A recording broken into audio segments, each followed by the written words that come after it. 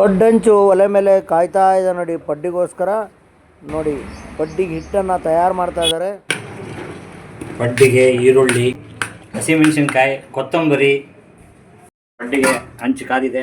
ಈಗ ಪಡ್ಡನ್ನ ತಯಾರಿಗೆ ಪಡ್ಡಂಚಲ್ಲಿ ಹಿಟ್ಟನ್ನು ಹಾಕ್ಯಾರೆ.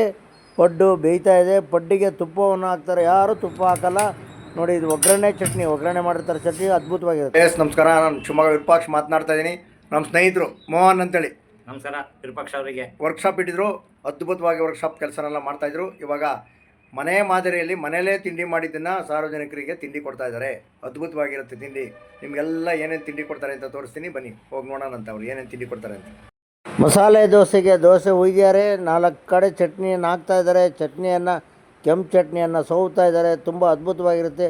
ತುಪ್ಪ ಹಾಕಿ ದೋಸೆ ಮಾಡ್ತಾರೆ ಕಣ್ರಿ. ಅಬ್ಬಬ್ಬಬ್ಬಬ್ಬ, ಏನು ತುಪ್ಪ ರೀ! ಆಹಾ ಹಾ, ಘಮ ಘಮ ಘಮ ಅಂತಿರುತ್ತೆ. ಮಸಾಲೆ ದೋಸೆ ರೆಡಿ ಆಗ್ತಾಯಿದೆ ನೋಡಿ. ಸೂಪರಾಗಿರುತ್ತೆ. ಮನೆ ಮಾದರಿ ಮಸಾಲೆ ದೋಸೆ ಅದ್ಭುತವಾಗಿರುತ್ತೆ. ಗರಿ ಗರಿ ಗರಿ ಗರಿ ಗಿರಿ ಅಂತ ಇರುತ್ತೆ. ಇಡ್ಲಿ ಅಕ್ಕಿನೂ ರುಬ್ಬಿರ್ತಾರೆ, ಉದ್ದಿನಬೇಳೆನೂ ರುಬ್ಬಿರ್ತಾರೆ. ಮೃದುವಾಗಿರುತ್ತೆ.